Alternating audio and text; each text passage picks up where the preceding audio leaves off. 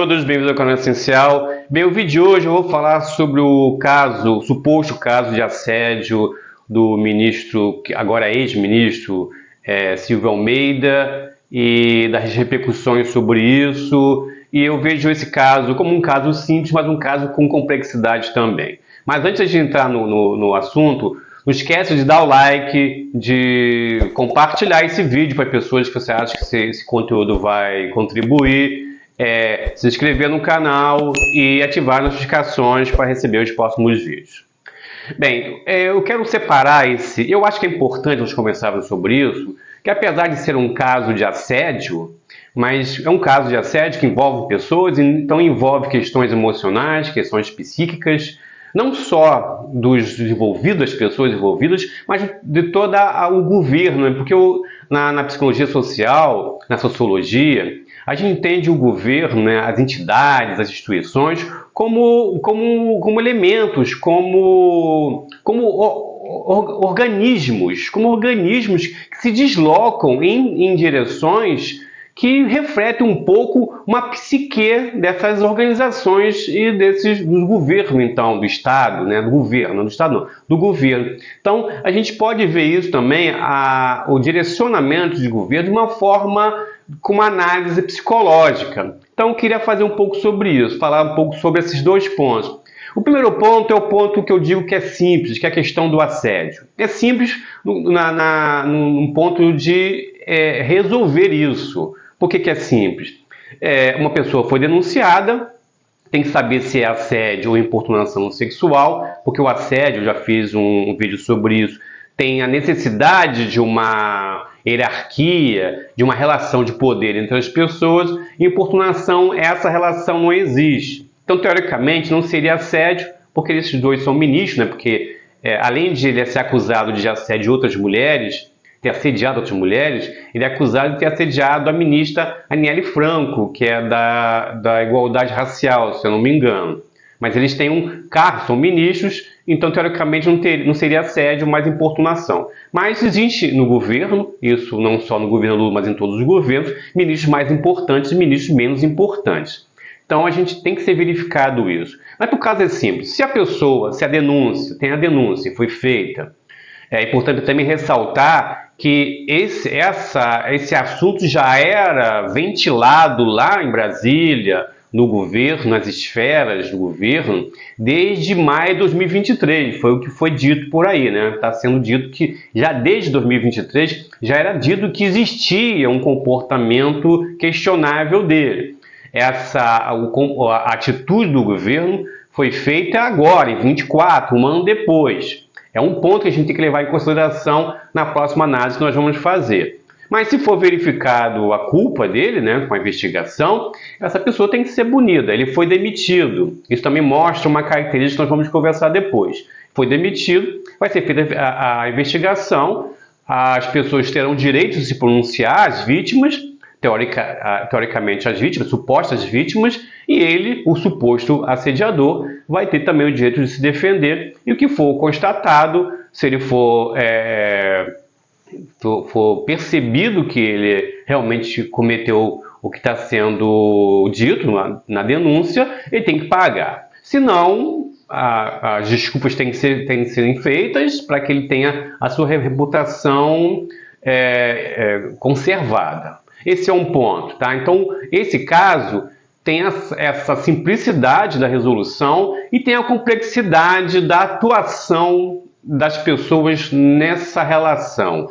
O assediador, a pessoa que tem esse comportamento, porque muitas pessoas falam assim, como é que um cara que é um ministro dos direitos humanos, né, que tem que cuidar, né, das relações, da proteção do direito dos indivíduos, comete um ato que é totalmente contra o direito humano, né? O direito da mulher, que é um ser humano, de poder dizer não, de não aceitar nenhum tipo de assédio. Como é que a pessoa faz isso?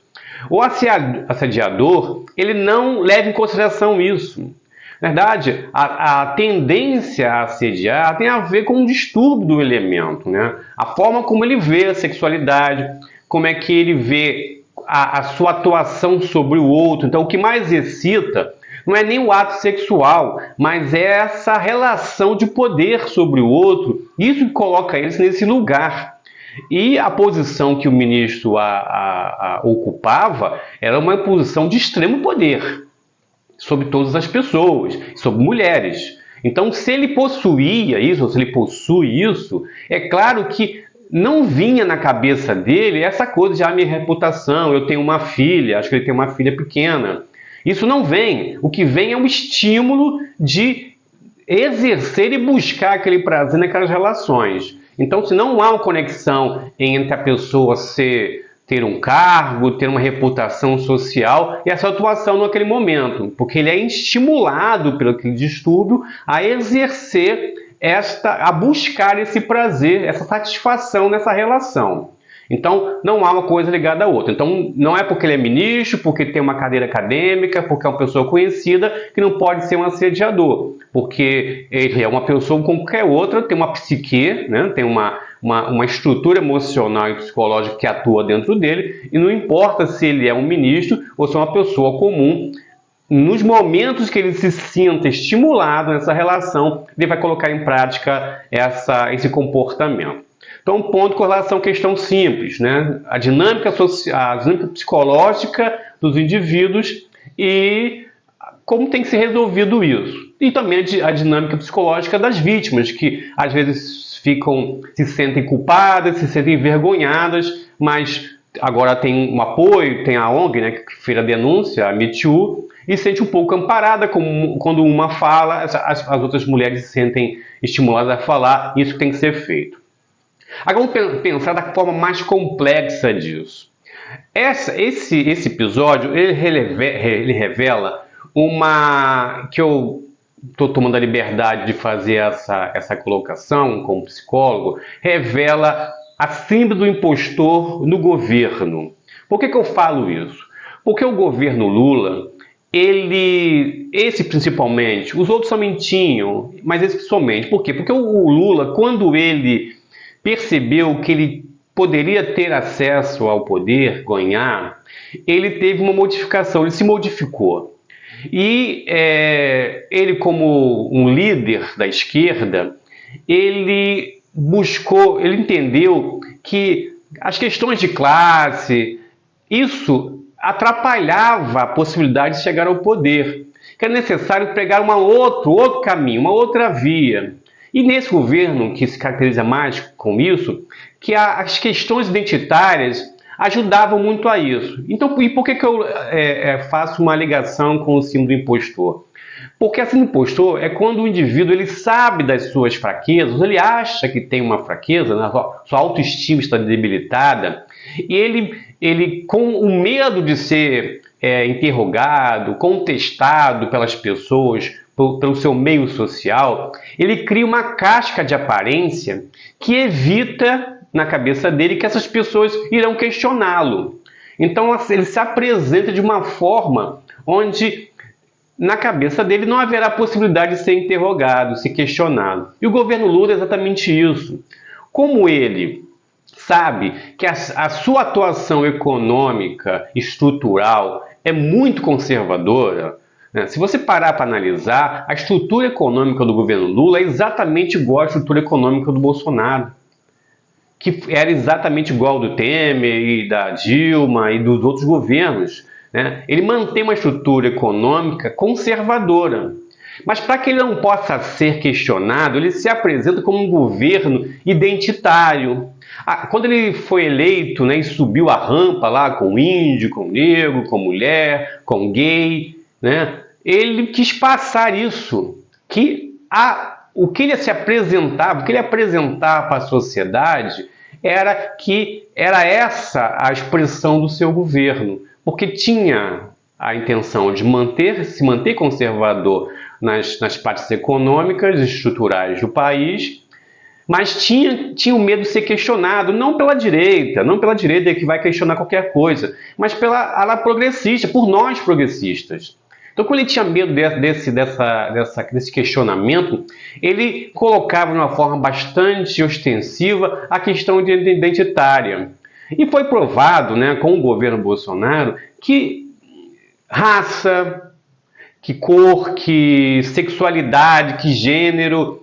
Isso não indica que a pessoa é competente e não indica que a pessoa é ilibada, que a pessoa não tem nenhum tipo de comportamento questionável. Nós vimos isso muito no governo Bolsonaro com mulheres, na Damares, por exemplo, é exemplo disso, né? Com aquele que estava na Fundação Palmares, que eu não lembro agora o nome dele, que tinha uma atuação totalmente contra as lutas, né, do povo preto, as lutas contra o racismo, né? Ele minimizava as questões adotadas e defendidas pelas organizações dos pretos, contra o racismo. Então, você não prova isso.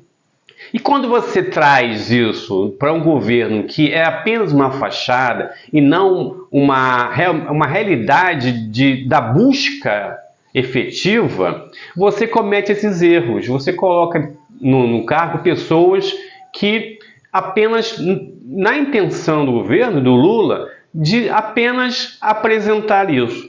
Um exemplo que a gente pode perceber dessa dualidade e da importância do governo de mostrar que essa é uma causa prioritária para eles, ou para ele, no caso do Lula, é demitir o ministro. Não que ele não deveria ter sido demitido, eu acho que deveria sim, tá?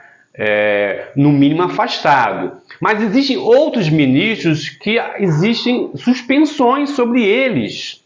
Né? Um desses que já, acho que no ano passado teve um problema de suspensão e tal, questionamento sobre o comportamento do ministro, que é o Juscelino, que é de comunicações, o Lula não fez nada, o cara continua no governo. Então, sim, por quê? Porque esse ministro, ele está ligado à estrutura principal do governo, que é a manutenção da questão econômica, que é o apoio ao Congresso. O ministro Silvio Almeida provavelmente não tem esse tipo de interlocução, não tem essa proteção política por trás dele. Foi demitido. O outro teve lá um questionamento e continua. Mostra que a síndrome do impostor, ela existe e atua fortemente no governo do Lula, que demonstra ter a intenção de externalizar essas preocupações, mas que no fundo lá dentro a sua atuação é diferente. E como tem medo dos questionamentos, coloca essa ideia de uma forma ostensiva para calar ou inibir a crítica à sua estrutura de governo, à sua estrutura econômica, à sua forma de governar. Então, sim, aí está a complexidade disso. Tá? Que o caso Silvio Almeida é um caso simples de assédio, se for comprovado, e que tem que ser investigado e punido, se for o caso. Mas também revela a fragilidade do governo nessas questões, que são apenas a perfumaria, que são apenas uma demonstração de uma casca do governo para inibir os questionamentos que são grandes com relação à atuação desse governo na ala progressista, na esquerda, nas pessoas que não são de direita, nas pessoas que não são bolsonaristas, porque essas pessoas, certo ou errado, elas estarão criticando, mas ele pretende, jogando essa pauta identitária mal elaborada, mal observada, para criar uma casca inibindo a crítica. Eu acho que nesse caso, aí, por que é uma crise? Porque coloca um ponto de interrogação exatamente nessa aparência. Esse caso é um pouco isso, porque demonstra que o ponto central, o ponto sensível do governo, onde essa aparência pode ser derrubada, ele foi atingido, porque era um ministério, os dois ministérios, onde a questão editária é o simbolismo, né? O simbólico da questão editária está nesses dois ministérios. Então se começa a questionar, e aí pode derrubar toda essa estrutura, todo esse pensamento, e as pessoas começarem a se perguntar: será que esse governo realmente está preocupado com isso, por essa atuação imediata. Mas mesmo assim, acho que a crise ou o estrago já está feito, porque demonstra que a necessidade de mostrar esta aparência de que o governo tem essa identidade, tem essa cara, ela foi arranhada. E aí pode correr o risco de as pessoas começarem a desviar o olhar para uma outra área do governo e aí sim começar a fazer os questionamentos e perceber que esse governo é mais conservador em questões econômicas e tudo mais do que progressista. Então, esse caso se torna emblemático, vamos dizer assim, porque demonstra essa dualidade do governo e como é importante para ele aparentar esta identidade relacionada a essas questões e como essa crise, né, essa situação foi exatamente aí, é importante demonstrar que tem toda essa preocupação, como em outras áreas também existem questionamentos e os ministros continuam lá intactos. Então, é importante conversar sobre isso, pela importância da necessidade de a gente sempre questionar a relação do assediador, da pessoa assediada, como é que isso acontece, desmistificar de que o assediador é aquela figura pitoresca, o serial killer, o maníaco, né, a pessoa que tem lá um distúrbio sério e que isso é percebido na sua forma de vestir, na sua forma de comportar, tirar um pouco disso, que na verdade tem muitas pessoas que assediam e tem um comportamento social inquestionável. Então, o assediador ele tem dentro dele essa necessidade de manter essa relação de poder, de estabelecer isso. Então, quando você está num cargo maior, isso acaba sendo exercido de uma forma mais marcante. Então, temos que desmistificar essa visão de que porque ele era isso, não pode fazer isso. E perceber de como o governo Lula ele se enveredou para questões identitárias, tentando mais manter uma aparência de progressismo, mas que nas questões econômicas e estruturais do país é muito conservador. Então é importante a gente perceber isso, porque as questões econômicas e estruturais, não que as questões identitárias sejam menos importantes, elas são importantes, mas o que muda a vida das pessoas, que faz com que elas tenham um emprego, que elas consigam pagar aluguel, que elas consigam comprar coisas para elas comerem, que elas consigam comprar roupa para os filhos e material para a escola e questões relacionadas à saúde, são as questões econômicas e estruturais do país. E elas continuam as mesmas desde o governo Bolsonaro, até antes do governo Bolsonaro.